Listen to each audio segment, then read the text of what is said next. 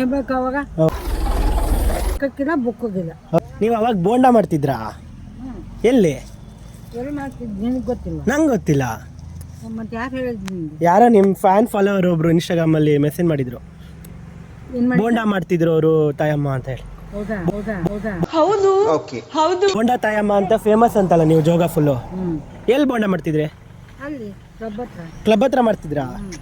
Super ತಾಯಮ್ಮ ನೀವು. ಸುಮಾರೆಲ್ಲ ಮಾಡಿರಾ? ಎಷ್ಟು ಗೊತ್ತಾ? ಹಾಂ 500 ರೂಪಾಯಿ 5 ಗಂಟೆಗೆ ಹೋಗಿವ್ನಿ. ಹಾಂ 6 ಗಂಟೆ ಆಗಲಿ ಒಲೆ ಹಚ್ಚಕ್ಕೆ. ಹಾಂ ರಾತ್ರಿ ಬರ್ಬೇಕಾದ್ರೆ ಹಾಂ 1000 ರೂಪಾಯಿ ದುಡ್ಡು. ಅಲ್ಲಲ್ಲಲ್ಲಲ್ಲಲ್ಲ ಈ ತಿನ್ನೋದಿಕ್ಕಿಲ್ಲ ಕಣ. ಬರೋದು ಕೈ ಹಾಕೋದು ಎಳ್ಕೊಂಡು ತಿಂತಾ ಇರೋದೆ. ಎಷ್ಟು ಚೀಪ್ ಅನಿಸ್ಬಿಡ್ತು ಅಂದ್ರೆ ನಾನು ಏನಂದ್ರೂ ಲೆಕ್ಕಕ್ಕಿಲ್ಲ ಬುಕ್ಕೋದಿಲ್ಲ. ಅಯ್ಯೋ ದೇವ್ರೆ, ಸುಮಾರು ಎಂಡರ್ ಇಟ್ಟಾರ ನಿಮಗೆ. ಹಾಂ ಎಂಡರ್ ಇಟ್ಟಾರ ನಾಮ ಹೇಳ್ದೇರೆ. ರಾಮ ಎಳವಿ ಬಿಡ್ಲಿ, ಹಾಂ ಜನ ಬೇಕಲ್ಲಪ್ಪ. ಜನ ವಾಳ್ಮೆ. ನೋಡು ಎಳ್ಕೊಳ್ಳೋದು ಬರೋದು ಬಸ್ ಇಳಿಯೋದು ಸಿಬಿಟ್ ಬಸ್. ತಿನ್ನೋದು ಏನು ನೀ ಯಾರ ಮಾಡಿರೋದು? ಮೆರ್ತಿನ ಅಲ್ಲಿ ಮಾಡಿರೋದು ಅಂದರೆ ನಮ್ಮ ಹೆರ್ತಿಯಲ್ಲ, ನಮ್ಮ ತಾಯಿ ಏನೋದು. ಏನು ಹೇಳ್ಬೇಕು ಅವಾಗ? ಹೌದು ಹೌದು ಹೌದು. ಯಾರು ಅವಾಗೆಲ್ಲ ಯೌವನದಲ್ಲಿ ಸುಮಾರೆಲ್ಲ ಮಾಡಿರ ಜೋಗದಲ್ಲಿ.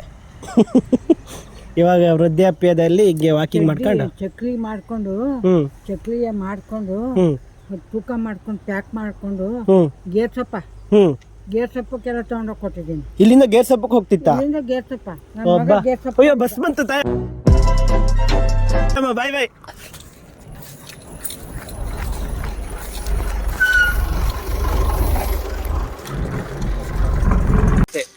ಅಷ್ಟೇ